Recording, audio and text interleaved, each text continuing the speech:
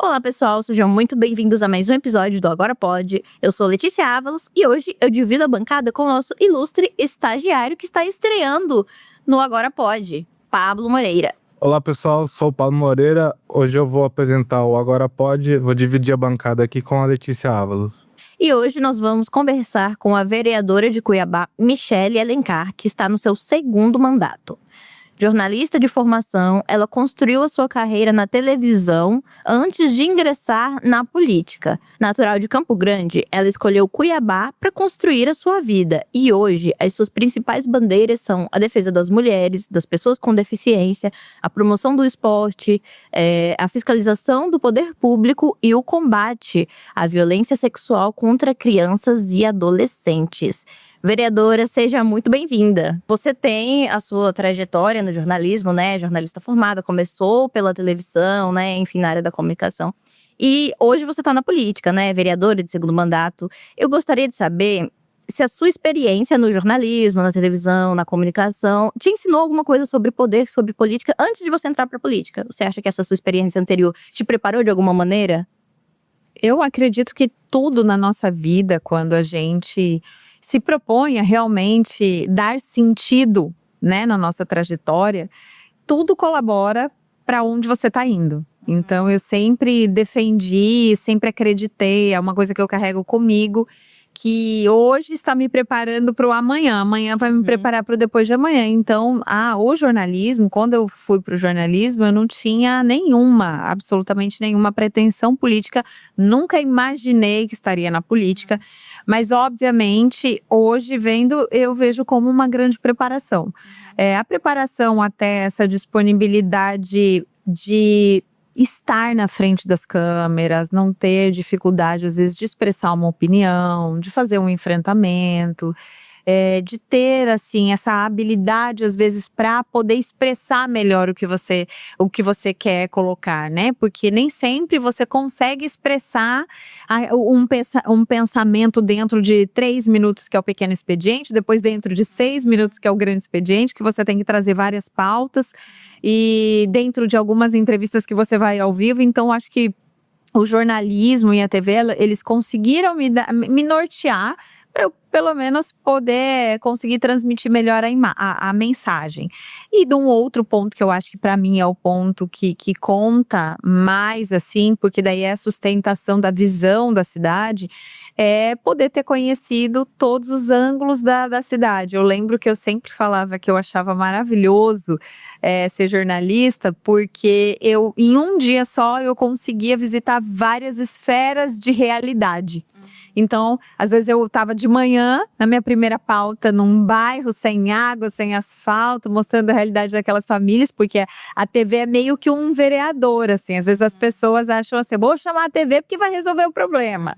Ou vou ligar lá na TV, vou ligar para fulano de tal, né? Os programas mais populares, porque acho que vai resolver o problema. E às vezes a população liga para o vereador, achando que o vereador vai resolver o problema. Então eu já fazia meio que essa ponte quando eu era jornalista. Então isso me fez, aí eu às vezes estava na primeira pauta num bairro, na segunda pauta eu já estava na sala do secretário ou do governador.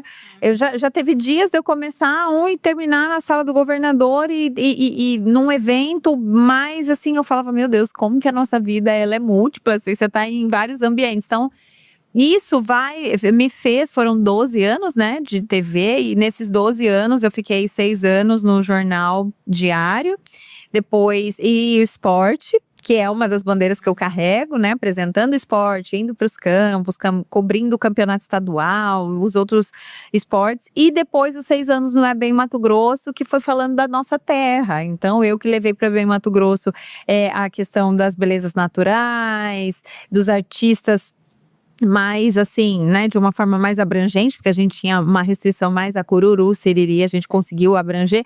Então tudo isso me fez, eu acho, que ter essa base de conhecimento da multiplicidade que tem a nossa população, a nossa história, a nossa cultura, e isso obviamente faz mais preparado para enxergar a realidade, né?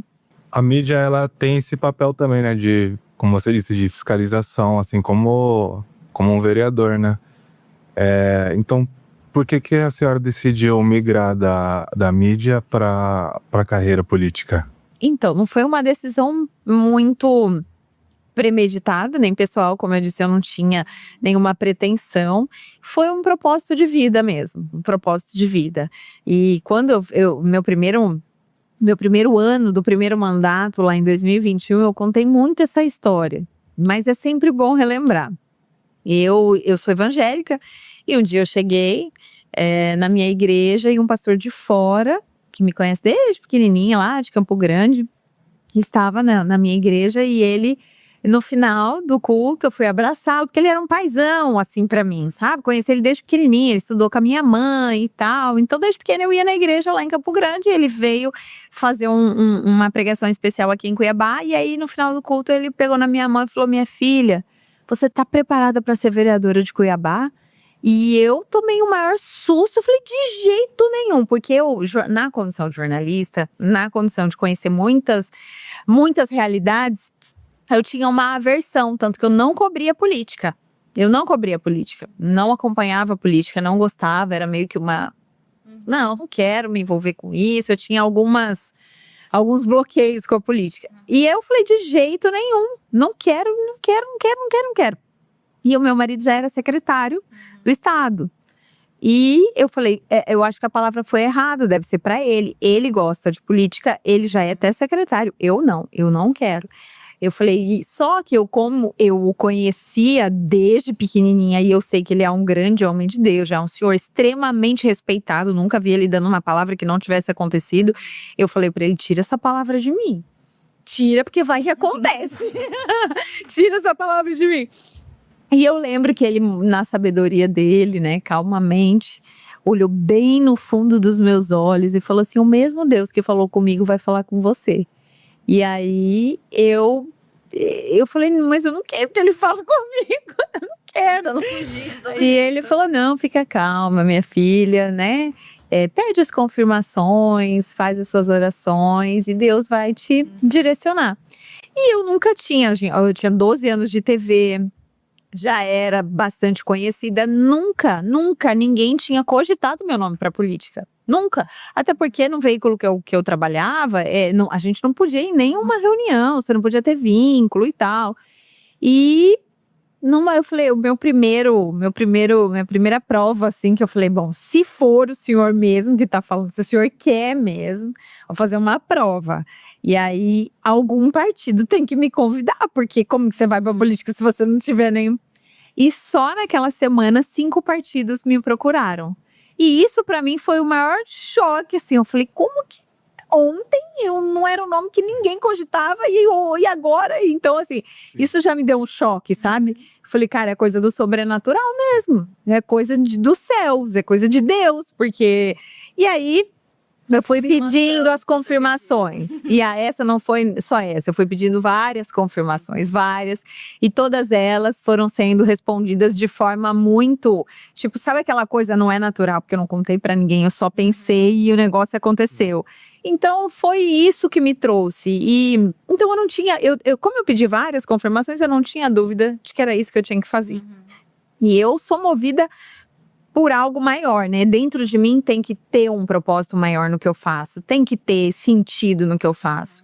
E eu falei, bom, então eu acho que é isso mesmo que eu vou fazer. E foi engraçado que eu pedi demissão no último dia de descompatibilização, né, para concorrer. E fui com a cara, com a coragem, sem ter grupo, sem ter uma liderança, sem ter um presidente bike, geralmente vereador, você tem que fazer essas… não tinha nada. Sabe o que é nada? Não tinha ninguém. E aí, fui conversando com as pessoas, né? E na época ainda, aí tive alguns apoios políticos, né? Que eu sou muito grata, porque foram esses apoios que me trouxeram para a política na época. Inclusive, né? Em 2020, o governador, né? Me recebeu no partido, no União Brasil, que na época era DEM. Então, toda a família recebeu o apoio da Virgínia na época. Então, assim, as coisas foram acontecendo dentro do propósito de Deus ali. Eu não sabia se eu ia ganhar, porque ele não me falou assim, vai que você vai ganhar.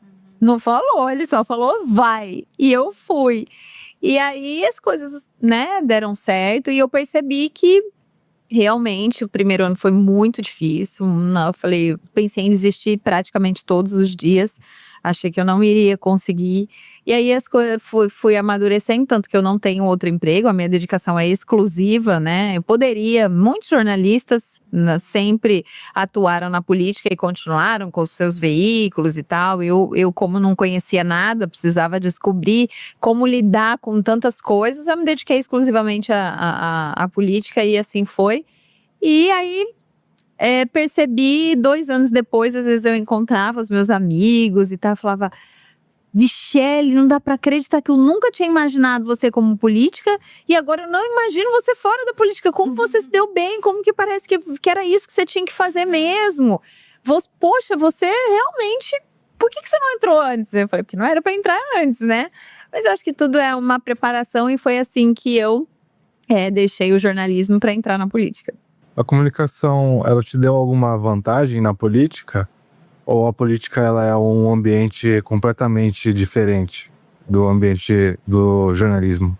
Ela é completamente diferente. Para mim, por mais que eu continue sendo uma ponte entre a dificuldade ou a demanda da cidade ou o problema que há a ser resolvido e continue sendo uma voz, porque eu entendo que a comunicação ela é esse porta-voz, né, daqueles que não têm essa possibilidade de ter essa visibilidade que às vezes o veículo dá, mesmo entendendo esse papel que é muito parecido, é bem diferente.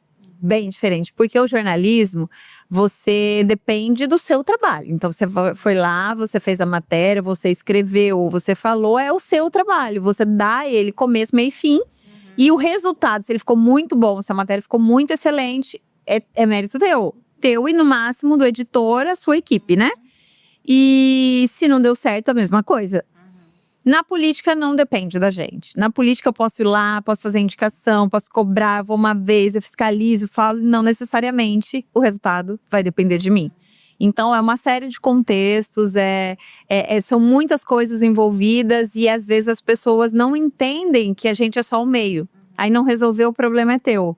E não entendem que legislativo é diferente de executivo, em uma série de fatores que envolvem, então é bem diferente. Deve consumir bastante energia, né? Muita. É muito cansativo. Muita. E aí não consome nem tanto assim só energia física, assim, o cansaço físico, é um cansaço mais mental, emocional, psicológico, porque pensa que você só é procurada quando alguém está precisando de alguma coisa, quando alguém tem algum problema ou quando alguém tem algum interesse. Verdade. Então você está o tempo todo lidando com problema, com interesses e com conjecturas de alguém querendo o seu espaço. Então você está lutando pelo seu espaço, você está lutando por alguém, você está lutando para resolver algum problema. Então não é fácil lidar com isso simplesmente todos os dias. Você é uma ferramenta, né? O tempo todo. Sim, sim.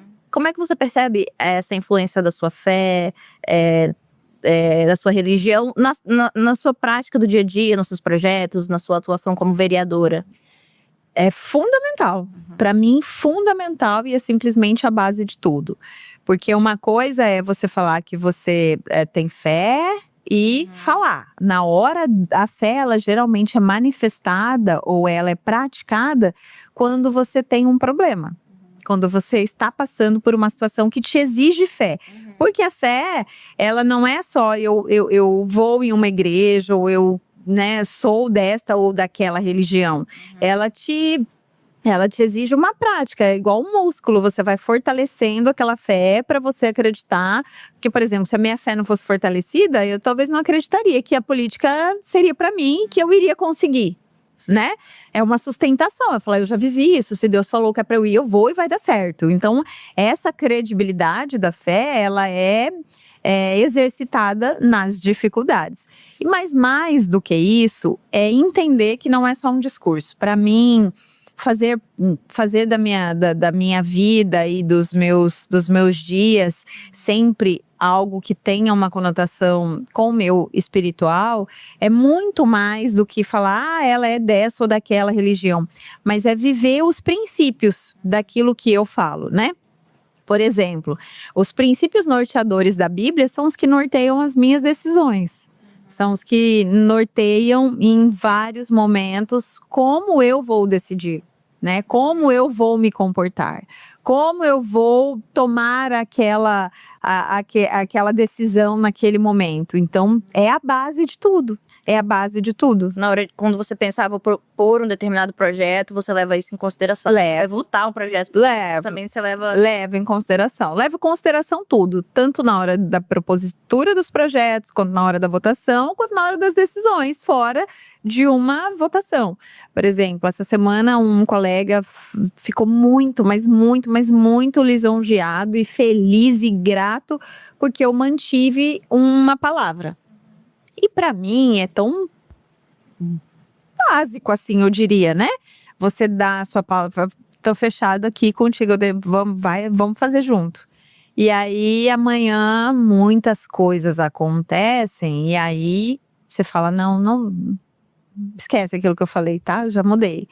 E naturalmente não é assim, não é tudo 880, mas no geral, eu sempre luto para que a minha palavra seja mantida, porque eu entendo que isso é lealdade. A Bíblia fala que seu sim seja sim, seu não seja não. Então, essa flexibilidade de você uma hora falar uma coisa, outra hora falar outra, uma hora falar uma coisa, outra falar outra, é muito comum às vezes na política, porque dependendo do ambiente, dependendo do cenário, e comigo não. Eu sou bem criteriosa, tipo, de falar e cumprir. Então, isso também é um princípio que tem que ser praticado, porque às vezes a gente fala, mas na hora você fala, cara, sustentar isso aqui, não sei não. Então, assim… O cenário muda, né? O cenário muda e tal. Então, eu tento, de todas as formas, praticar e não falar aquilo que não está fazendo parte da minha vida. Então, o que faz parte da minha vida, dentro da minha casa, com os meus filhos, com a educação dos meus filhos, como prepará-los para esse mundo. Como? Eu vou partir de onde? Eu vou partir da onde, para mim, é a base de tudo. E a base de tudo, para mim, está dentro daquilo que me norteia, que é a Bíblia. Bom, agora mudando um pouco de assunto, é um assunto um pouco mais pesado, assim, mais triste, incômodo, digamos assim, que é feminicídio e violência contra a mulher. Infelizmente, Mato Grosso tem números alarmantes já há alguns anos, né? A gente acaba se destacando em nível nacional por uma coisa negativa, né? Enfim, a gente, né, bate o recorde de feminicídios, enfim. E eu queria saber da sua percepção, o que você percebe que o município de Cuiabá está fazendo para lidar com esse problema a nível local, né? Enfim, é só a cidade, né? Mas, e também, não só o que ela está fazendo, mas o que ela não está fazendo ainda, mas poderia fazer. O que né, a prefeitura, enfim, a gestão, ou até a própria Câmara se mobilizar em prol dessa causa. E o que poderia estar sendo feito, que ainda não está sendo feito, enfim, para lidar com esse problema. É um problema crônico, grave, urgente. Nós é necessário, eu acho que é necessário, enquanto eu estiver a oportunidade, enquanto eu tiver o espaço, eu tenho que falar como parlamentar mulher, eu preciso falar dessa pauta, porque parece que quanto mais a gente tenta, se a gente não falar sobre, a gente vai estar se omitindo, a gente vai estar colaborando até, eu diria, porque são números gravíssimos e cada dia a gente está se surpreendendo com tanto. Então, assim, eu acho que a gente passou de várias fases, estamos em uma fase que para mim é a mais cruel, que é ver mortes, porque até então a gente via muita violência doméstica. Feminicídios não era nessa proporção que a gente está vendo na atualidade, né? E é por isso até que o estado de Mato Grosso se destaca no ranking nacional no número de feminicídios, porque as mulheres estão realmente morrendo. a gente tem problemas graves com relação a cenários que a prefeitura ou que o ambiente municipal, até o ambiente legislativo municipal não conseguem contribuir. Por exemplo, efetivo.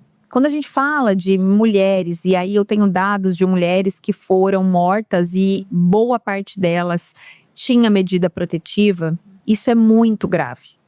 Essa mulher já denunciou. Lembra que no passado a gente começou um movimento para a gente conscientizar as mulheres que elas precisavam denunciar, porque elas não denunciavam.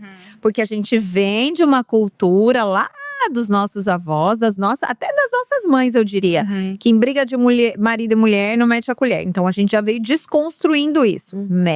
Se mete, denuncia, chama a polícia, manda ir preso, enfim. Então, elas começaram a registrar mais boletins de ocorrência. Lutamos para que as delegacias especializadas da mulher fossem criadas. Já começaram a ser criadas. Em Cuiabá tem, vários municípios têm. A gente luta para que Várzea Grande tenha, porque ainda não tem. Mas tudo isso que eu estou falando está na competência. Uma delegacia da mulher e um efetivo com relação à medida protetiva não está na competência do município, né? Nem do legislativo. Mas nós somos porta-vozes. Então, enquanto a gente estiver aqui ocupando esse espaço, a gente precisa cobrar, a gente precisa fazer movimentos, a gente precisa falar. Então, imagina, eu tenho uma delegacia especializada da mulher. Essa delegacia recebe muitos pedidos de medida protetiva, denúncias, botando pânico, mas isso é uma tramitação judicial. Só a justiça libera, por exemplo, o botão do pânico, e eles não têm suficiente para todo mundo. Então eles precisam escolher quem está pior. E talvez nessa escolha alguém morra, porque não conseguiu. E nessas medidas protetivas expedidas, não necessariamente ela é uma garantia de que a mulher vai estar protegida. Porque imagina, esse agressor, ele foi lá, chegou ao ponto, porque não é na primeira agressão que a mulher já chega a pedir a medida. Sim. Chegou ao ponto dela falar, vou morrer. Se eu não conseguir, vou morrer. E esse percurso é muito dolorido, porque ela está indo contra aquilo que ela acredita. Geralmente tem uma ligação de relacionamento de dependência emocional, de dependência financeira, de dependência do vínculo familiar, porque tem os filhos. Então a mulher sempre, para ela chegar na medida protetiva, ela teve que romper várias barreiras. E quando ela chega, ela ainda não consegue ter a segurança.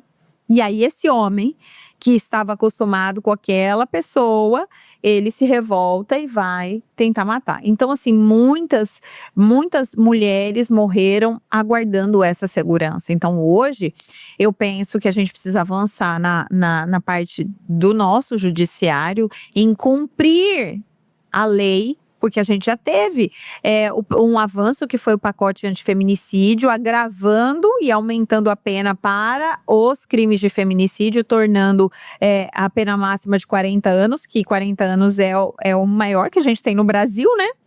Então, tornando isso a pena máxima. Mas alguém já viu, e eu já fiz essa pergunta várias vezes na sessão, alguém já viu um feminicida ficar 40 anos na prisão? Não fica. Por quê? Porque a medida, a prisão, ela é cumprida no seu 1/3, apesar que no pacote antifeminicídio restringe que ela deve ser cumprida 55% da pena em regime fechado. Eu defendo que tem que ser 40 anos em regime fechado. Os 40 anos tem que ficar em regime fechado. Então eu venho defendendo isso, mas até que, por exemplo, e se não for um feminicídio? For um caso de violência doméstica, ele espancou a mulher, ele foi preso. Quantos homens que quase tiraram a vida dessa mulher foram presos e 2, 3 dias depois, uma semana depois, estavam soltos? Você acha que o cara que foi preso, ele vai sair da cadeia, ele não vai querer ir lá tirar satisfação? Ou dar uma surra de novo? Então, assim, os nossos avanços, eles dependem muito mais de instâncias maiores, como o próprio Estado, a Câmara Federal, o Judiciário, o efetivo da polícia, porque não tem, por exemplo, patrulha. Quem que controla as medidas protetivas? A gente precisa de efetivo da Patrulha Maria da Penha para fazer a ronda, porque esse cara, ele tem uma limitação, né, num raio de tantos metros para não chegar perto, mas quem que vai fiscalizar? Fiscalizar, exatamente. Quem vai fazer isso? Isso que muitas vezes eles quebram a medida. Com certeza. Então, mas eu preciso ter policial para isso. Eu não tenho efetivo para isso, eu não tenho orçamento para isso, porque às vezes tenho efetivo, mas não tenho carro suficiente. E, na verdade, assim, é uma série de situações. Então, a gente precisa aumentar isso, não está no âmbito municipal. Mas tá, o que estamos fazendo no âmbito municipal? A Secretaria da Mulher, que no passado a gente praticamente não sabia o que se fazia, hoje já dá esse suporte. Recebe denúncias também, faz o acompanhamento psicológico, assistencial dessas vítimas, encaminhando essa vítima e dando suporte de segurança para ela. Então, às vezes a mulher assim, meu Deus, eu não como que eu vou na delegacia? Quem que eu vou procurar? E se eu procurar e aí eu volto para casa, o marido fica sabendo para onde que eu vou? Então, assim, todo esse suporte de se a mulher precisar ir para uma casa de amparo com as crianças, porque às vezes ela faz a denúncia, não quer voltar para casa, vai voltar para a casa de quem? Não tem para onde ir, não tem para onde ir. Então, essa segurança de ser encaminhada para uma casa de amparo, de ser encaminhada quando tem uma criança, essa criança ser resguardada, ir para uma escola onde ela tem a segurança que o pai não vai assediar essa criança. Tudo isso hoje a Secretaria da Mulher faz.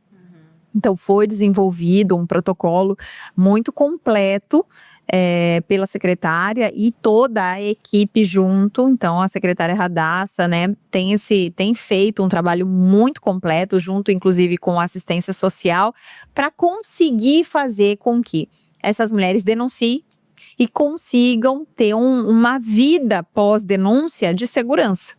Porque o grande lance é denunciar e depois faz o que com essa pessoa? Volta para casa, o marido fica puto e, enfim, até desculpa a palavra, mas assim, é muito inseguro, é muito inseguro. Então, a Secretaria da Mulher tem feito isso, a assistência social tem feito isso, e aos poucos a gente vai trabalhando para que a gente consiga conscientização de outras esferas, né? Porque a gente precisa ter um pedido claro, o que vocês querem. A senadora Margarete Busetti foi lá e conseguiu, que foi uma grande vitória, propor esse projeto que virou lei.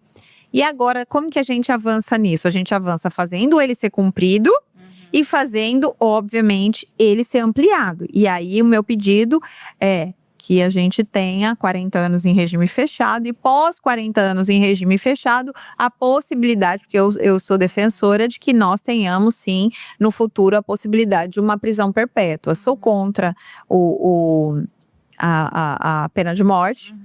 Mas eu acho que a prisão perpétua, em alguns casos, ela pode ser necessária. A senadora veio aqui há algumas semanas atrás, a gente conversou sobre isso também. E ela comentou que, na percepção dela, ela tem visto muitos feminicidas tentando fugir da classificação de feminicídio. Não é um homicídio, eu não sei o quê. Então, assim, para diminuir a pena. Exatamente, para fugir da lei. Então, talvez, né, um olhar também mais atento de, tipo assim, não deixar que eles fujam da classificação, né? Que eles sejam classificados como feminicidas, sim, e recebam a penalidade de máxima. E não incorram em algo que, de verdade, gente, eu fico tão revoltada, mas tão revoltada. Não incorram tem problemas psicológicos. Exatamente, Não tá a sanidade mental dele, então ele não pode ser enquadrado nesse crime. Quê? Oi? Não. Assim, a gente viu uma série de casos onde o agressor, o feminicida, porque chegou até o caso daquela advogada, o filho de um político famoso, matou. Gente, aquele caso para mim foi, matou ela. O namorado também foi esse caso, que ele matou ela e o namorado, não foi? Ou só foi foi ela e o namorado. Não me lembro. Sim, filho de um político famoso, matou o namorado e ela, porque ela era ex dele e ela já estava namorando, matou os dois. E depois entrou na justiça falando que tinha problemas psicológicos. Então, não dá. O feminicídio, ele precisa ser encarado assim, enquanto a gente não tiver essa dureza da lei na na sua aplicabilidade, porque a lei ela tá mais dura, mas e na hora da aplicabilidade aplicação. dela, que a gente precisa ter também essa mão mais Firmeza, nessa seriedade. Tem surgido recentemente, né, uma discussão sobre perfis nas redes sociais, digamos assim, de homens que promovem um certo ódio às mulheres. Inclusive, existe um movimento, por exemplo, chamado o movimento Red Pill. Aí tem os Red Pills, enfim, que eles têm seus perfis, eles falam de uma maneira, assim, que coloca a mulher num lugar, assim, mais de objeto, ou coisas desse tipo. Ou então, culpam as mulheres pelos problemas dos homens. Enfim, várias coisas nesse sentido. Sim. E aí, eu acho que um caso recente, né, do estupro coletivo, lá em São Paulo. Foi em São Paulo ou foi no Rio? Rio de Janeiro, isso. Da adolescente. Exatamente, né? adolescente que sofreu estupro coletivo. E um dos suspeitos, né, um dos acusados, estava com uma camisa escrita em inglês. Não me arrependo de nada. Não me arrependo de nada, não se arrependa de nada. E, enfim, um slogan, enfim, justamente de um desses movimentos Red Pills, enfim.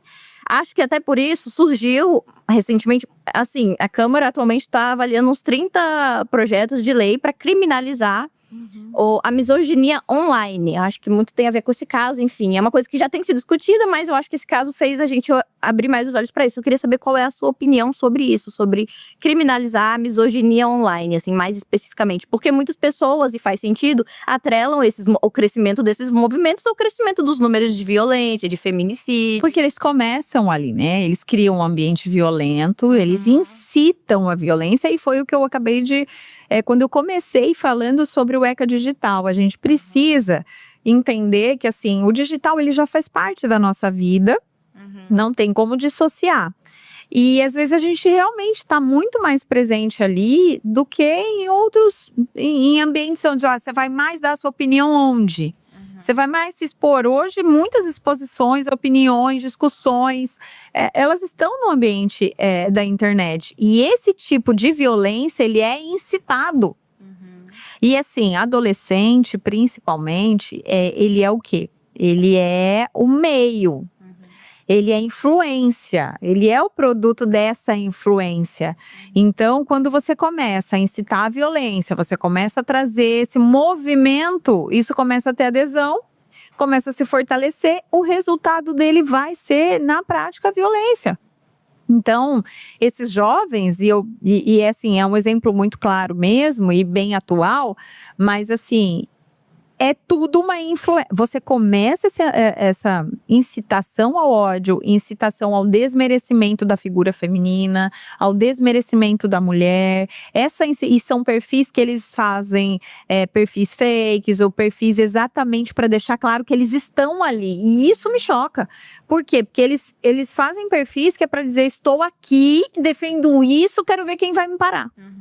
Então, a gente tem já a delegacia de crimes virtuais, mas eu acho que isso precisa ser muito combatido mesmo. Porque, por exemplo, ontem, aconteceu dia 10, hoje que dia que é?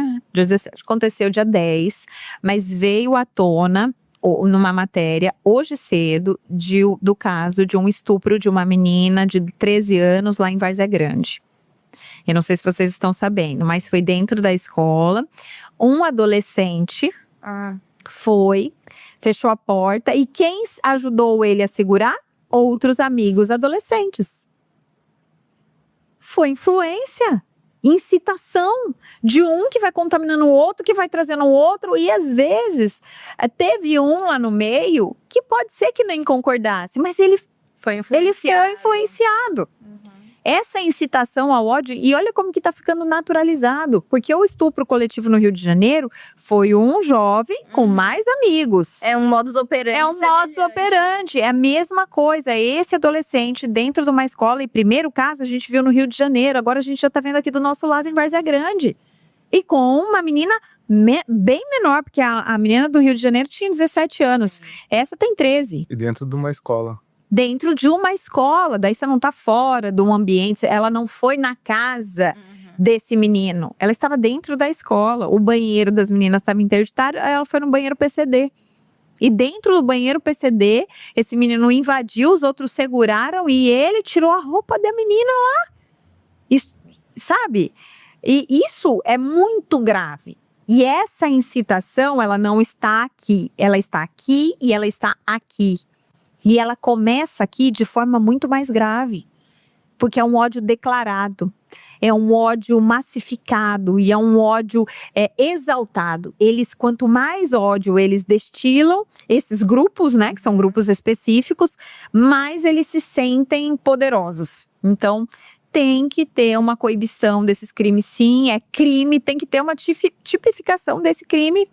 E assim como eu defendi aqui, né, o começo já de entrar em ação ECA digital, a gente precisa começar a falar sobre esses crimes e como coibir esses crimes. Muitos crimes que a gente vê acontecendo na prática, na vida real, começam muitas das vezes assim, né? Incitados no ambiente digital, então acaba sendo fundamental para combater aquilo que acontece no real, você interferir de alguma forma no ambiente digital. Pessoas, quantas mulheres conhecem o seu agressor pela internet? Começa um relacionamento pela internet e esse relacionamento da internet leva a uma morte no físico, aqui no presencial. Quantas mulheres, e é um modus operandi mesmo, eles estão inseridos em vários contextos, mas sempre com um propósito, de poder tirar a vida, ou diminuir, ou fazer sofrer, ou sempre a mulher, né, pelo gênero. Falando sobre essa violência contra a mulher, enfim, sobre toda essa questão, a gente gostaria de conversar um pouco sobre o caso, né, de o suposto assédio que aconteceu, de um ex-secretário, uma servidora na prefeitura de Cuiabá. Você é membro, né, da comissão especial que está investigando esse caso. A gente gostaria de saber mais detalhes, né, Pablo? A vítima, ela foi ouvida, né, em oitiva.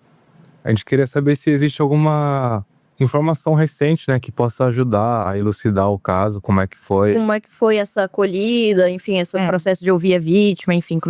Só reforçando que esse é um caso de assédio sexual, né? E esses casos, eles não são investigados na Câmara. Vocês podem até puxar o histórico. Não é um caso de CPI, como foi dito, quero que abra CPI. Não é um caso onde um assédio seja aberto uma CPI. Por quê? Porque o assédio, ele tem um lugar específico que a denúncia é na Delegacia Especializada da Mulher. Ele é um caso de polícia, né? Por quê? Porque primeiro que o depoimento da vítima basta. Hoje a gente tem uma lei dizendo que o depoimento da vítima basta. Então, por isso que não a CPI, porque você vai questionar. Na CPI você questiona. Na CPI você faz a contradição. Na CPI você transmite. Na CPI você expõe. Na CPI você torna público e politiza. Porque é dentro de uma casa política. Então a gente entende, né, pelo regimento interno mesmo, que casos de assédio, onde a vítima precisa ser resguardada, onde esse caso, geralmente quem faz uma denúncia não quer ser exposto, onde esse caso a vítima não quer ser questionada se houve, se não houve, como que foi, como que não foi. É doloroso. E aí a gente precisa entender que tem lei que resguarda a escuta especializada também, porque você não pode fazer a revitimização da vítima. Então, ponto, né? Esse não é um caso de CPI, isso é um caso de investigação policial, delegacia. Esse inquérito desse caso, inclusive, já foi finalizado. Vai ser, eu acho que essa semana a polícia deve falar ou tal, mas eu falei com a doutora Judá, que é delegada responsável pela Delegacia da Mulher, e ela falou que estava finalizado essa semana. Então, esse é um caso. Mas ela se sentiu confortável em vir e falou que gostaria de conversar com os vereadores. Por quê? Ela realmente gostaria de expor essa situação para os vereadores. Então, nós, a comissão já estava instalada, tá? Quando a gente ficou sabendo disso, a comissão já estava instalada, porque de qualquer forma a gente já estava instalando, não podia instalar a CPI, mas instalamos a comissão especial para fazer esse acompanhamento. E como existia a comissão, fizemos um convite, daí não é uma convocação, um convite a ela para ela estar dentro da comissão especial e fazer o seu né, depoimento, falar o que aconteceu, abrir e ter um ambiente, não um ambiente de inquiri-la, mas um ambiente de acolhê-la. Né? Não um ambiente de colocar em xeque se ela está falando a verdade ou não, mas um ambiente de ouvi-la. E foi isso que nós fizemos, né?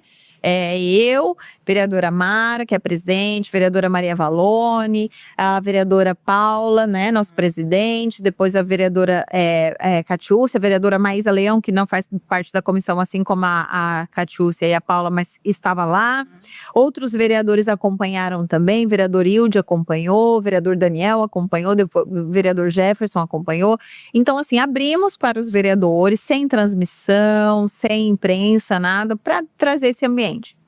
Então, ela falou conosco, abriu o coração e tal, e aí nos deu, em alguns momentos lá, por mais que a gente, assim, tenha questionado, foi um questionamento muito tranquilo, assim, não quisemos, né, colocar em xeque isso. Então, mas assim, abriu-se janelas, né? E nessas janelas abertas, a gente vai chamar outras pessoas também para fazer, convidar outras pessoas para estarem fazendo depoimento dentro da comissão. Uma das pessoas que a gente já fez o convite foi o acusado. E outras pessoas, após o depoimento dela, que ela citou, a gente também já está elaborando convite. Qual seria exatamente o objetivo, então, da comissão? Seria mais dar voz à vítima para que as pessoas soubessem dos detalhes do que aconteceu? Seria basicamente isso? Dar voz e esclarecimento daquilo que não chegou. Porque o que acontece? É tão sério que não tem, está num segredo de justiça. Então, a gente não teve acesso, por mais que a gente pediu, e isso serve tanto para a comissão especial como para a CPI. Eu perguntei para a delegada, e se fosse uma CPI, vocês dariam para nós o depoimento? Vocês dariam para nós o relatório final? Falou, não. Você tem que entrar com pedido judicial, via advogado, e aí a gente avalia o pedido do advogado para ver se libera ou não. Isso se a justiça disser que é para liberar, entendeu? Então tem duas investigações em curso. A investigação da Delegacia Especializada da Mulher, que investiga o caso de assédio. Esse já terminou o inquérito e acho que a polícia, não sei se divulga ou faz uma coletiva. Por quê? Porque termina o inquérito, não é que acabou o caso. Aí eles encaminham pro MP, né? Se vai oferecer denúncia ou não, enfim. E o outro, paralelo, no caso na Decor. Por quê? Porque lá no depoimento dela, ela fez a denúncia de que tinha um suposto envolvimento de procedimento ilícito com recurso. Que ela recebeu um dinheiro na conta dela, esse dinheiro, enfim. Então, eles estão investigando também, porque somente a polícia, a justiça que teriam força de pedir uma quebra de sigilo bancário e tudo mais. Então, isso também já está em curso. Nós, como comissão, tivemos o quê? Tivemos o trabalho de acompanhar isso, falar com os delegados, saber como que estava sendo essa investigação e tomar algumas providências. Essas providências foi sempre, respeitando a vítima, trazer esclarecimento à população do que nós estávamos fazendo. Nós abordamos e lançamos um canal de denúncia via Câmara. Por quê? Se ela se sentiu confortável em poder estar na Câmara falando com os vereadores, a gente imagina que talvez outras se sintam, né? Então, lançamos um número Disque Denúncia para que todas aquelas mulheres que, de repente, estão passando por uma situação como essa, estão passando por um problema, e geralmente a gente sabe que quando tem uma situação de assédio no trabalho, nunca vai ser do cara que está inferior a você, sempre vai ser um superior. Então, tem uma relação de poder. Sim. E aí, nessa relação de poder, a vítima, ela se sente acuada em denunciar. Então, nem sempre essa vítima, ela denuncia no primeiro momento, né? Então, a gente abriu esse canal de denúncia, que agora vai estar disponível aí para todas as mulheres, tanto da parte pública e até mesmo da parte privada, e a gente dá o encaminhamento necessário, porque nessa sexta-feira a gente vai ter a inauguração da Procuradoria da Mulher, que é mais um avanço que a Câmara entrega para a sociedade. com relação ao nosso combate à violência doméstica, feminicídio e tudo mais. Por quê? Antes, a Câmara não tinha uma estrutura para receber uma vítima. Você vai receber a vítima onde, primeiro? A gente ficou nessa. E aí, a gente faz depoimento dela onde? Na sala das comissões? Mas lá é aberto, todo mundo sabe, todo mundo entra. Tem a câmera, por mais que a gente não fosse transmitir, ou a gente faz onde que a gente vai fazer? Fizemos na sala da presidência. Então, você não... E aí, se é uma vítima que realmente ela está se sentindo insegura, ela entra por onde? Sim. Como que vai ser o lugar que ela vai chegar? Ela vai fazer um cadastro onde com todo mundo vendo, e aí, você entende? A hora que ela sair, se alguém liga e fala, sua mulher veio aqui fazer uma denúncia e tal, e ela tá te dando... Ele espera ela, tem um lugar para sair, tem uma escolta, não tem um profissional, não tem.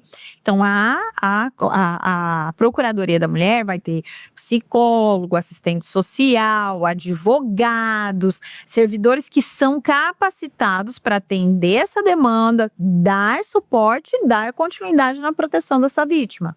Então, toda essa reestruturação, ela está sendo feita como uma entrega à sociedade, até porque foi a primeira vez que a gente tem uma comissão especial acompanhando um caso como esse. Isso é fruto do quê? De uma legislatura que tem mulheres, né? Isso já é uma resposta à população. Então, além do Disque Denúncia, além de todo esse encaminhamento que a gente deu a ela para estar sendo atendida na Procuradoria da Mulher pós depoimento, a gente também fez um pedido oficial, formal, ao prefeito de que este servidor acusado não volte a ocupar nenhum cargo de vínculo na gestão até o fim deste mandato. Então, para ficar condicionado que daqui a um ano e meio, tipo, esqueceu, volta, não. Então, a gente fez esse pedido para que ele não ocupasse e o prefeito disse que receberia e assinaria. Interessante, até uma ideia de uma lei, né? Um projeto de lei, quem sabe, que possa, enfim, quanto mais penalidades houverem, né? A gente imagina que vai inibir. É porque assim, a gente não tem como fazer para sempre, ou não tem como fazer porque o caso está sendo investigado em duas esferas, né? Então, até que ele seja realmente, né, condenado ou tenha-se o desdobramento final desse caso, a gente não pode também punir ele para a vida inteira, Sim. né? Mas pelo menos para o final dessa gestão, tá resguardado. Garantido. A garantia. Então, quando que o ex-secretário deve ser ouvido? Nós fizemos o convite para ele vir ainda essa semana. Inicialmente, o advogado falou que não iria, depois falou que iria e remarcou. Eu não sei te dizer qual que é a próxima data. Mas até o final, a hora que terminar aqui, eu vejo com o procurador, o doutor Eustáquio, que é o advogado que está conosco na comissão, ele que está fazendo o pedido, né? E como representante da comissão, e aí ele tem a data, eu passo para vocês. Além dele, qual que é o hall de pessoas que serão ouvidas? As testemunhas, quem são elas? Então, primeiro que não era para ouvir ninguém, tá? A comissão especial não é uma investigação, não é uma CPI, não era para ouvir ninguém. A gente só ouviu porque ela quis. Sim. E como a gente está à disposição, a gente falou, bom, já que estamos à disposição para dar esse acolhimento a ela, e ela quer falar, vamos dar a oportunidade. Aí a gente pensou, como nós demos a oportunidade a ela, seria injusto não dar a oportunidade a ele que está sendo acusado. Demos a oportunidade a ele. Como ela citou nomes de algumas pessoas que poderiam também ser possíveis vítimas, e foram ouvidas na polícia, por mais que, assim, essas pessoas já estejam incluídas e foram ouvidas e tal, e ela citou, a gente abriu a possibilidade de ouvi-las também. Se as pessoas quiserem. Isso. Então, a gente já existe a possibilidade de mais pessoas serem ouvidas. Entendi. Então, mas isso partiu da reunião de ontem. A gente marcou uma próxima reunião para deliberar nesse hall de quem que a gente vai convidar mais, entendeu? Porque até então o convite foi feito só para os dois. Assim, então a comissão ela não tem um tempo exato para ela durar. Ela vai durar só 20 dias, só 5 dias. Não. Vai depender Isso. dessa. Ela pode durar até 90 dias, se não me engano. Tem um prazo máximo, mas Entendi. vai depender de como será o curso desses depoimentos, que não estava previsto. Então, agora a gente vai falar um pouquinho sobre o projeto do Monjaro, né? Que é um projeto bastante comentado, né? Enfim, você propôs, né, a disponibilização do medicamento para pacientes com obesidade mórbida, né? Inclusive, a prefeitura, isso em agosto do ano passado, a prefeitura, além de ser aprovado, sancionado, a prefeitura, né, em conjunto, criou um programa, né, de combate à obesidade. E aí, eu queria saber como é que tá, em que passo tá isso? Esses medicamentos estão sendo disponibilizados? Ainda não? Existe algum empecilho que ainda está travando esse projeto? Em que pé que tá isso? Vamos lá, para deixar claro, o programa de emagrecimento, onde estaria incluída a disponibilidade do Monjaro, é uma emenda. Eu peguei uma emenda, as minhas emendas de 1.400.000 e destinei à compra desse medicamento. Como a compra desse medicamento ainda era muito nova e não estava no rol de medicamentos do SUS, por mais que ela fosse reconhecida pela Anvisa e liberada aqui no Brasil, não está na lista do SUS. O SUS ainda não distribui, não pratica, não libera. Então, houve uma dificuldade. Então, assim, lembrando, o vereador disponibiliza a emenda. Sim. Quem faz a emenda ser executada, porque eu disponibilizei para a saúde, é o executivo. Então, quem deveria ter executado é o executivo. Eles tiveram muita dificuldade, porque falaram que era tudo muito novo, não tinha um parâmetro. Não tinha um parâmetro de como seria esse protocolo. Sim. Entendeu? Então, eles precisariam de mais tempo para saber os resultados, inclusive disso na vida das pessoas aqui, né, no Brasil, como que isso seria. E aí passou-se para esse ano, porque eu também coloquei novamente a emenda esse ano, que eu já tinha feito um compromisso que eu daria continuidade ao programa com a minha emenda esse ano. Aí chegou-se à conclusão de que o ideal seria a gente contratar uma empresa que já estivesse no mercado e tivesse essa expertise, né?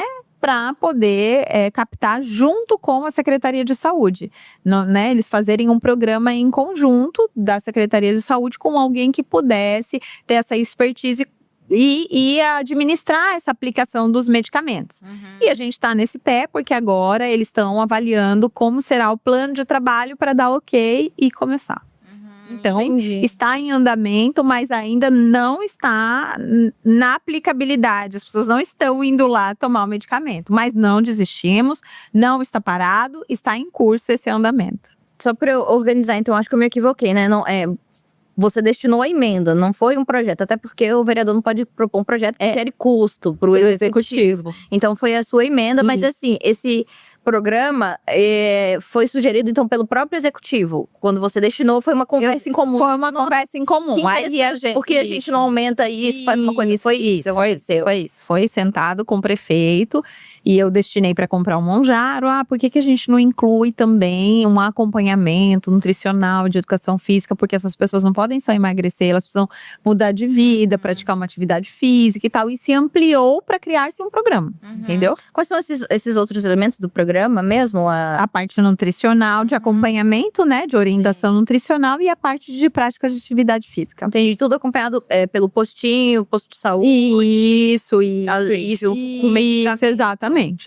Tudo monitorado por profissionais. Você sabe dizer números, assim, se a cidade de Cuiabá ela tem um número grande de pessoas? Tem o número. Mórbida. Até o ano passado, Cuiabá era a 4ª capital com maior número de obesos do país. Caramba.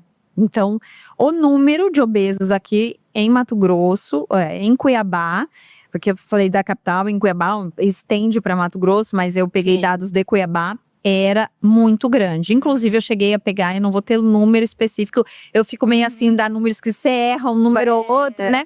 Mas eu peguei o número de pessoas que estavam na lista da fila bariátrica. E é muito extenso.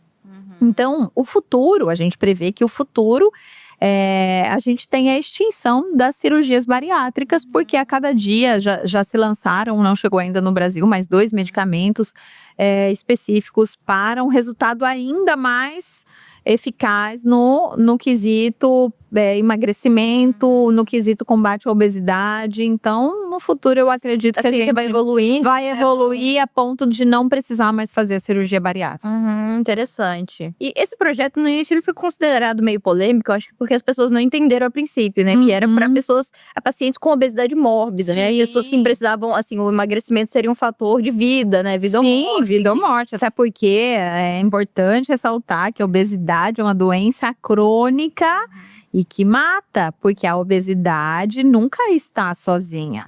Um obeso crônico, ele já é acometido de diabetes, ele é acometido de hipertensão, ele é acometido de problemas cardíacos, ele é acometido de só desses 3 que eu falei já são suficientes para uma pessoa ter um problema e morrer. E a gente está falando de pessoas que realmente vão a óbito. Então, não estamos falando de uma estética, estamos falando de vida ou morte, né? Então, às vezes, as pessoas, elas precisam que você diga assim, para elas terem noção de que doença nós estamos falando, né? Sim, então, no começo, e eu me recordo, houveram algumas críticas, justamente de quem não entendia, né? Você acredita que hoje as pessoas, elas já entendem mais o propósito desse projeto? Ou ainda existem críticas do tipo, remédio para emagrecer, vai distribuir remédio pro povo emagrecer e tal? Você acha que crítica sempre vai existir, sabe, Letícia? Sempre. Principalmente vindo da parte de política, ela vai existir, porque até quem acha legal, se não é a favor do seu grupo político, ou se não se não te acompanha, se não gosta de você. Às vezes não tem o que falar das suas ações, mas não gosta de você, não vai com sua cara, você acha, sei lá, que você fala demais, ou que você fala alto, ou que você fala baixo, ou que você gesticula, não sei, não gosta de você. Ela vai falar mal. Por mais que no fundo ela ache que é legal, ela vai falar mal. Então, as críticas elas virão. E a gente que tá aqui tem que estar preparado. E eu tô, né? Tanto de crítica que eu já sofri por causa de um projeto, você precisa acreditar no que você tá fazendo. E por isso é que eu estou continuando. Porque quando não deu certo no ano passado, eu poderia ter desistido. Mas não, eu acredito no impacto que ele vai causar na vida das pessoas e por isso estamos seguindo com ele, até que dê certo. Então, mudando agora um pouco de assunto, para falar um pouco sobre a gestão do prefeito. A senhora começou a legislatura na base do prefeito, assim como outros vereadores também. Porém, esses outros vereadores, no passar da gestão, eles tiveram desentendimentos com o prefeito. Como que a senhora avalia a gestão do prefeito? E o que você acha que levou essa discordância do prefeito com esses vereadores que compunham a base dele e hoje não mais? Não vejo, assim, eu desconheço vereadores que compunham a base e hoje não mais. Eu acho que uma vereadora, que talvez tenha sido a Maísa, que começou ali, mas logo no ano passado mesmo, ela já não estava mais na base, hoje ela se considera oposição, né? Mas não tem mais ninguém, seria só ela. Não tem mais nenhum vereador que era da base e não está mais na base. Todos os demais continuam na base. Daniel Monteiro também protagoniza alguns embates. Mas ele nunca foi da base. Ele não saiu da base. Ele nunca esteve na base. Então, que não existe assim, os vereadores que estavam e agora não estão mais. Não tem. O prefeito conseguiu consolidar uma base que continua, pelo menos até o momento. Agora, tem momentos de votações, um posicionamento ou outro, e cada um tem o seu mandato, cada um tem a sua liberdade de fazer seus posicionamentos e tal, mas em nenhum momento, assim, isso descaracteriza eu sair da base do prefeito. Ele conseguiu, né, dialogar o suficiente para consolidar essa base. Isso é muito sobre, a política é muito dinâmica, né? Então, nesse momento, eu posso dizer, todos que estavam, tirando a Maísa que eu falei, Sim. Todos que estavam continuam. Agora, a minha avaliação com relação, você fez 2 perguntas, né? A minha avaliação com relação ao mandato dele, eu acredito que estamos no caminho para melhorar, né? Não vou chegar a dizer assim, é uma avaliação super positiva, nossa, Cuiabá tá maravilhoso. Não tá, ele mesmo sabe, ele mesmo reconhece. Não tá, temos muitas coisas para avançar, precisamos avançar na infraestrutura da cidade, porque tem muito buraco, mas a gente tem pontos, né? Tem muito buraco na cidade. E eu vou dizer que não tem? Porque eu sou da base do prefeito? Claro que não. Tem muito buraco e a gente está lutando para que esses buracos eles realmente sejam tampados e a Secretaria de Obras Públicas consiga dar esse resultado. O prefeito já veio a público, lançou um aplicativo onde você pode indicar ali, fazer o seu pedido, tirar foto, mandar e depois acompanhar esse buraco sendo tampado. E tem a parte também, assim, a gente há muito tempo não tinha o milímetro de chuva que a gente está tendo, né? A gente está tendo, assim, um nível de chuva muito maior esse ano. Ano passado, o que foi? Vocês lembram? Foi arboviroses e dengue. Lembra? O surto que teve? Esse ano nós não tivemos esse surto, mas em compensação nós tivemos chuvas que não tiveram ano passado no nível que a gente está tendo. Então, isso impacta nos buracos? Impacta. Isso impacta na limpeza da cidade? Impacta. Então, olhando para a cidade, eu não vou falar que é uma avaliação super positiva, mas eu também não posso totalmente desmerecer, né? Estão trabalhando, o Felipe Velaton, que é da Limpurb, e as pessoas… Porque eu tô falando de algo que é visual e que você sente no dia a dia, né? Você sente no dia a dia quando você tá na rua, você vê os buracos. Você sente no dia a dia quando você olha para os canteiros ou quando você olha para o seu bairro e tem mato e tal. Então, mas as secretarias, elas estão trabalhando. A gente não vê, assim, secretarias que você fala, cara, onde que tá? Não tem um serviço, não aparece. Elas estão trabalhando, então eu falo que a avaliação da gestão hoje é uma avaliação mediana. Não é uma avaliação ruim, porque as secretarias estão desempenhando o seu papel, elas não conseguiram ainda dar o resultado que a gente tanto espera, mas elas estão no caminho. Sim. Elas estão caminhando para que a gente tenha esse resultado tão esperado. Porque a gente, por exemplo, a gente pegou escolas extremamente sucateadas. Escolas que não dava para a criança ficar dentro da sala de aula. Porque caía a parede, porque o ar-condicionado não funcionava, porque as cadeiras machucavam, porque estava tudo quebrada, né? Teve uma escola que as crianças tiveram que fazer a aula debaixo da árvore. Por quê? Porque daí teve que ter intervenção na sala de aula. Teve que ter intervenção, aí começaram uma reforma, enfim. Então, muitas escolas assim, nessa gestão, o prefeito já conseguiu inaugurar, se não me engano, 3 escolas. Então, já são em 1 ano e meio, não dá nem 1 ano e meio, 1 ano e 4 meses, 3 meses. Então, não é simples você inaugurar assim. Inaugurou o Centro Amar, aí na saúde inaugurou o Centro Médico Infantil. Essa semana eu estive em 2 obras da saúde, do postinho de saúde, que vai inaugurar agora. O Areão vai entregar reforma, o Pedregal vai entregar um posto de saúde lindo, novinho, uma estrutura fantástica, com saúde bucal. Aí a UPA do Verdão, que atende muito Cuiabá e Várzea Grande, também está sendo reestruturada. Eu estive lá. Então, eu tô falando daquilo que eu fui ver, daquilo que eu fui fiscalizar, porque também não é porque você é da base que você não vai fiscalizar, é o meu papel. Então, fui. Então, o que tá faltando? O que a gente conseguiu avançar, né? A sala de medicação, não sei se vocês lembram que tinha gente que tava ficando internado na sala de medicação. Você chega lá para fazer uma medicação, tá muito doente, precisa ficar internado, não tem vaga, não tem pra onde mandar. A pessoa ficava internada na cadeira. E não era qualquer cadeira, era uma cadeira toda estrupiada. Toda rasgada, horrível. Então, assim, as cadeiras já foram trocadas, não tem mais gente internado nesse espaço de medicação. Então, aos pouquinhos, as coisas estão melhorando. Não na celeridade que a gente gostaria, mas estão melhorando. Então, a nota que eu daria é uma nota aí 7, 6,5, 7.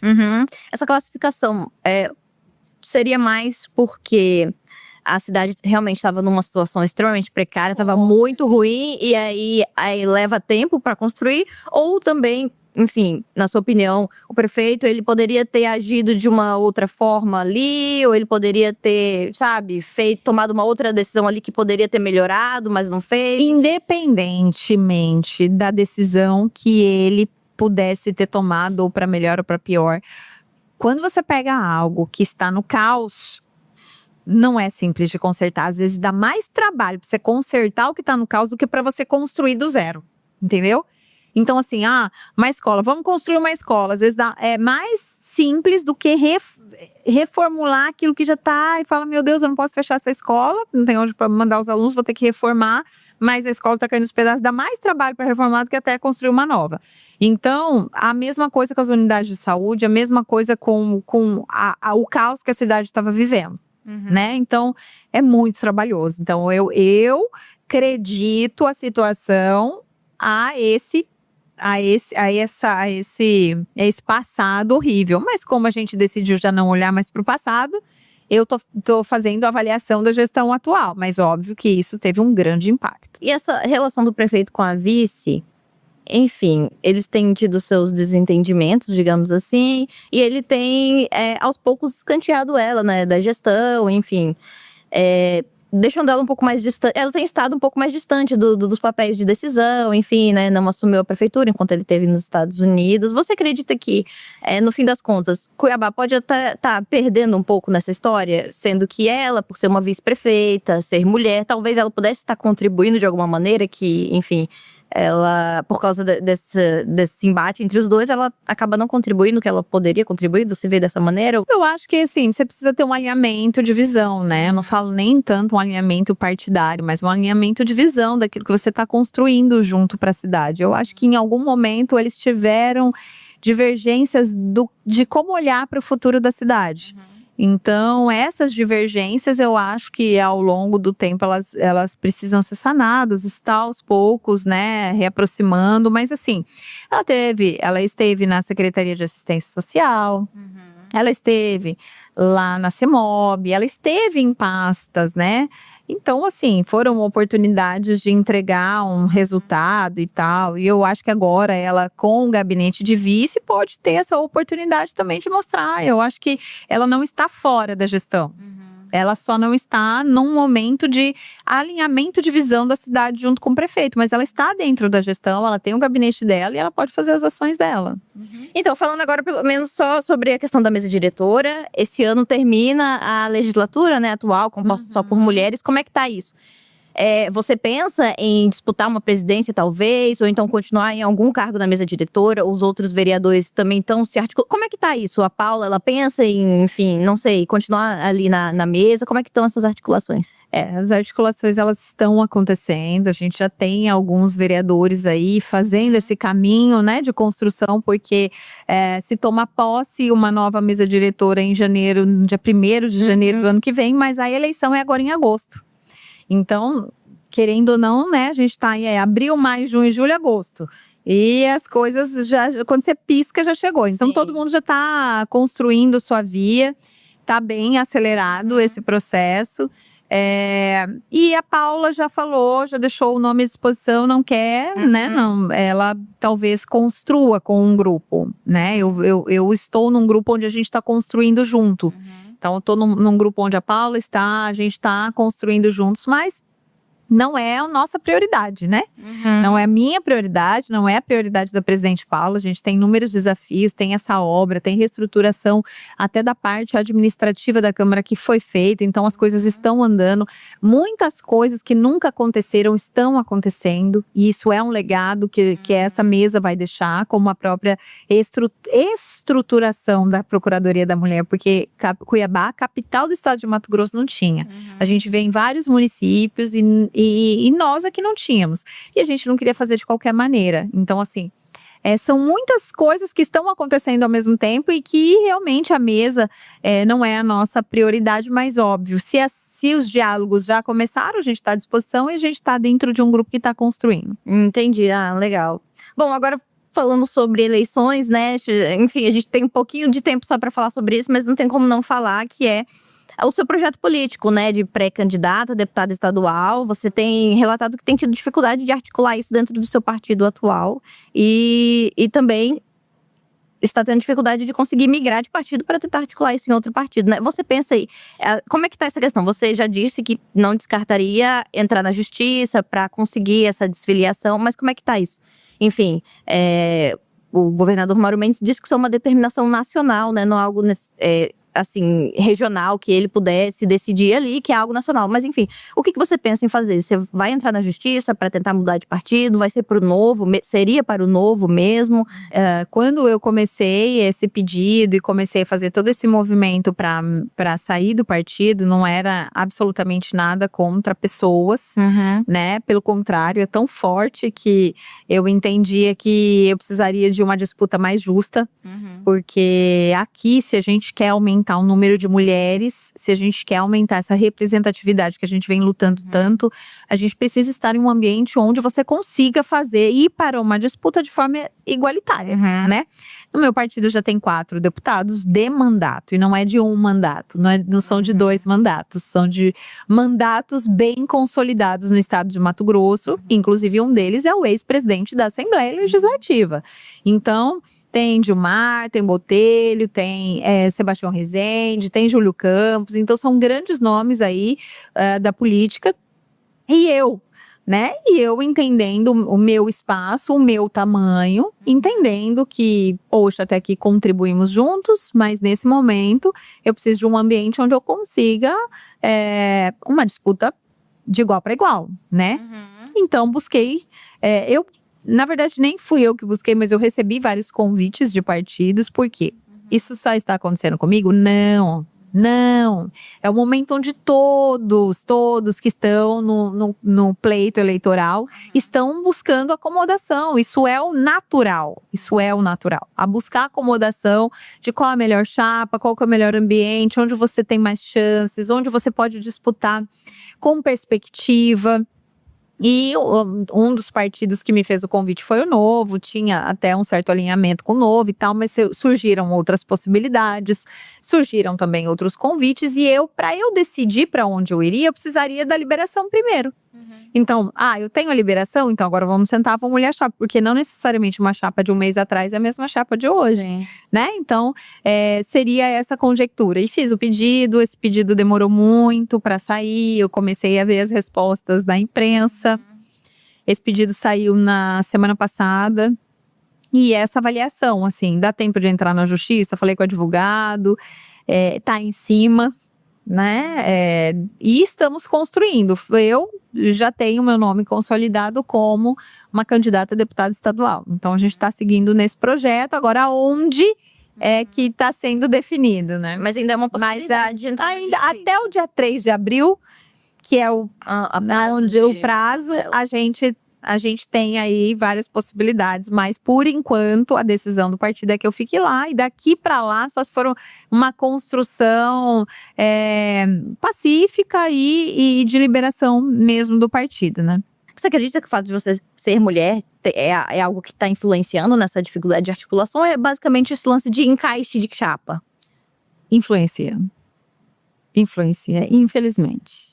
Uma certa… Como é a palavra? Infelizmente. A política ainda, para a mulher, ela é mais difícil. O diálogo, não é à toa que a gente tem apenas uma deputada na Assembleia Legislativa, e essa deputada teve dificuldades fortíssimas para ocupar o cargo de primeira secretária. Não sei se vocês se recordam, mas nós vivemos isso.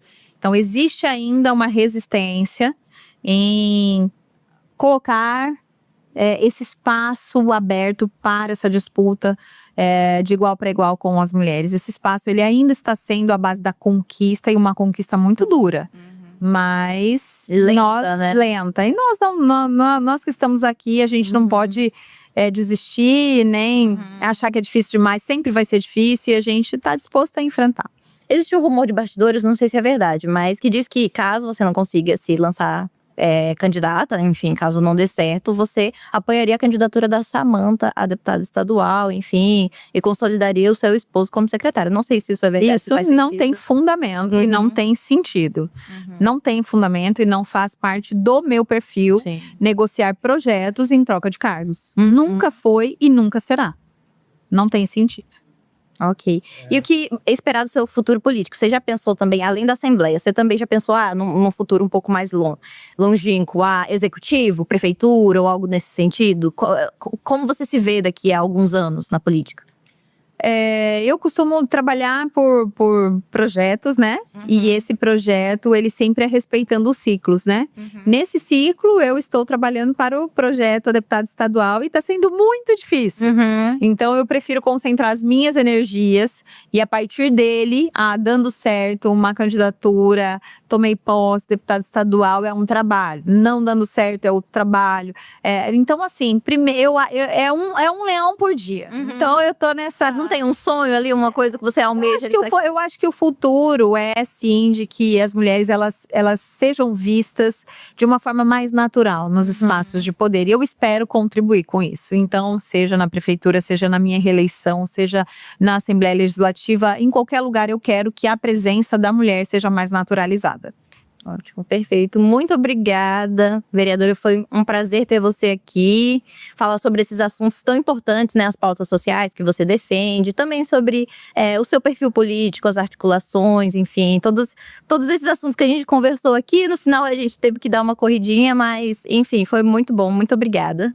Muito obrigado, foi um prazer ter a senhora aqui com a gente. A senhora volte aqui pra gente poder conversar mais.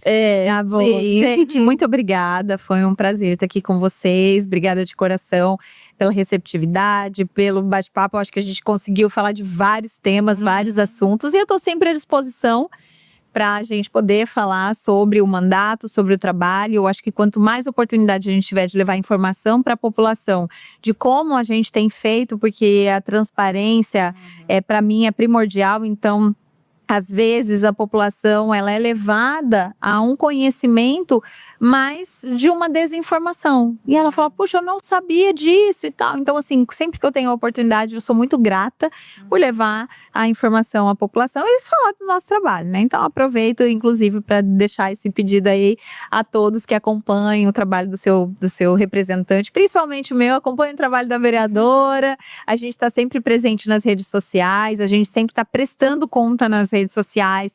Todo final do ano, início do ano, eu faço uma prestação de contas física, entrego para a população. Então, assim, sempre nesse compromisso de fazer com que o povo entenda o que eu estou fazendo para desmistificar até aquela coisa, o político ganha, some, não trabalha, enfim. Essas teorias aí a gente só consegue desmistificar, só consegue desconstruir com o resultado, com o trabalho, com a prática, e por isso eu peço à população, acompanhe o nosso trabalho. Sou muito grata mais uma vez, obrigada, que Deus abençoe vocês, Deus abençoe a todos e vamos pra cima. E você que nos acompanhou, lembre-se que os demais episódios do Agora Pode Entreter, Agora no Esporte estão disponíveis aqui no nosso canal do YouTube e nas demais plataformas de áudio. Aproveite para nos seguir nas nossas redes sociais, siga o nosso conteúdo no nosso site leiagora.com.br e até o próximo episódio.